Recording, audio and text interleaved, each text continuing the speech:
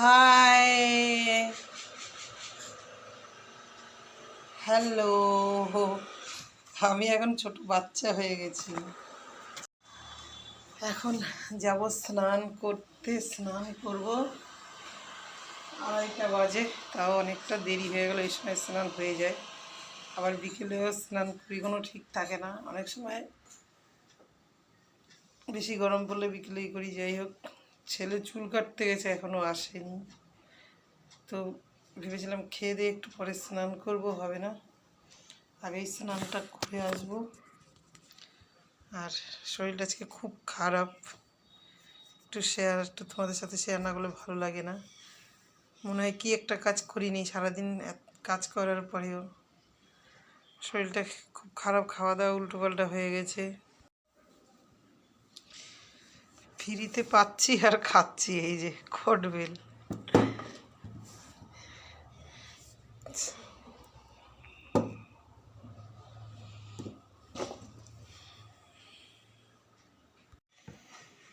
ছোটদেরকে বলবো অনেক ভালোবাসা, বড়দেরকে বলবো অনেক শ্রদ্ধা। সবাই ভালো থেকো, সবার যেন 2024 পুজো ভালো কাটে। আর আমার জন্যে তো অবশ্যই তোমরা আছো, ঈশ্বর আছে আমার ছেলের জন্যে। সকলের আশীর্বাদই হলো অনেক বড় পাওনা। তো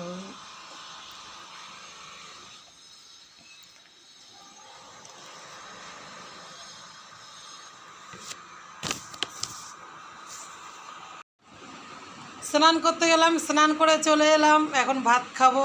3:30 বেজে গেছে। ঘড়িটা তো লাইটে পড়েছে বলে বোঝা যাচ্ছে না ঘড়ির টাইমটা। চানের আগে শুরু করেছিলাম তোমাদের সাথে কিছুক্ষণ থাকবো বলে। 2024 আশা করি পুজো সবার ভালো কাটবে, ভালো কাটুক। আর আমার তরফ থেকে সবাই ঘুরতে যাবে, তাতে স্বামীর 20 বছর ডিফারেন্স হোক বা 15 বছর ডিফারেন্স, 20 হোক 18 হোক। কারণ এখন নিজে বুঝতে পারছি, এক সময় শুধু বলতো চলো চলো ঘুরতে যাবো ঘুরতে যাবো, বলতাম যে না, ভালো লাগতো না আমার এমনিও, বয়স বেশি কম সেটার জন্য নয়। তো যাই হোক,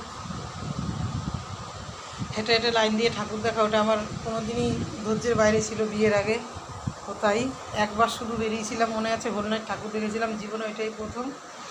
আর তার আগে পরে না। তো স্বামীর সঙ্গে সবাইকেই ঘুরতে বললাম, কেন আজকে সেই মানুষটা নেই, আজকে কেউ বলারও নেই যে চলো। তো একটা কথাই বললাম, যখন আমাদের একটা দাঁত পড়ে যায়, এতগুলো দাঁত, মানুষের কথায় বলে 32টা দাঁত, কিন্তু একটা যখন পড়ে যায় এতগুলো দাঁতের মধ্যে, তখন জিভটা কিন্তু ঘুরে ফিরে বারবার এই মাড়িতেই আসে। কারণ কেন, ফাঁকাটা বোঝা যায়, দাঁত থাকতে সেটা বোঝা যায় না।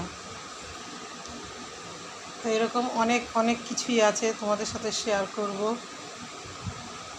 আবার কোনো ছেলে পুরুষ যখন কখনো বিয়ের জন্য মেয়ে দেখতে যাবে, তো তাকে এইটাও ভাবতে হবে যে সুন্দর জিনিসটা সবারই সুন্দর লাগে, কিন্তু তার আমাকে কতটা ভালো লাগে সেটাও কিন্তু তাকে বুঝতে হবে। আমার পছন্দ হলো, আমি ভালো লাগলো, দেখতে সুন্দর করে নিলাম, সেই সুন্দর জিনিসটারও কতটা সেই জিনিসটাকে পছন্দ, মানে সেই মানুষটাকে, সেটাও তাদেরকে একটা সারা জীবনের ব্যাপার, এটা তাকে ভাবতে হবে। তো এই রকম অনেক কিছুই আছে যেটা আমি সময় পাই না, সময় হয় না তোমাদের সাথে ভিডিও শেয়ার করা। সবসময় অনেক চাপ, কারণ ছেলের আমি ছাড়া আর এই পৃথিবীতে কেউ নেই। সেগুলোও তোমাদের সাথে শেয়ার করব। আছে সবাই, কিন্তু থাকার মতো কেউ নেই। তো এই অবধি রাখলাম, তোমাদের সাথে রইলাম। যদি এরকম ভিডিও তোমরা জানতে চাও, দেখতে চাও, এরকম অনেক কথাই লুকিয়ে আছে, তোমরা হয়তো জানো না সেটা।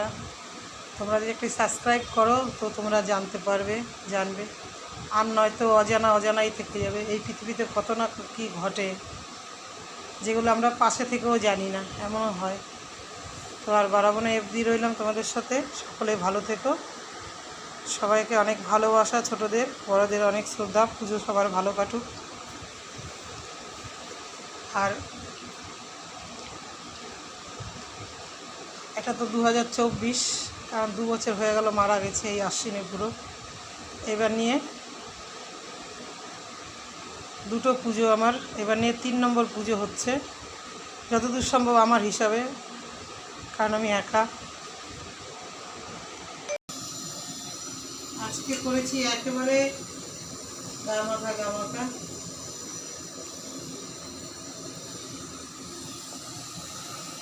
এর আগের দিন ঝোল করলাম, পরশু দিন না কবে, খুব একটা ভালো লাগেনি, কিন্তু ভাজা ভাজা কষাও খাই, আবার একটু মাখা মাখা কষাও খাই। আর আজকে ঝোল করেছিলাম, আলু দেওয়া বলে ঝোলটা টেনে গেছে আর নিচে পড়ে গেছে। এই হচ্ছে আজকে রান্না। আমরা দিয়ে ডাল, মাছ আছে ফ্রিজে আর বের করিনি। চিকেন হলে শুধু চিকেনটা দিয়েই ভালো লাগে খেতে।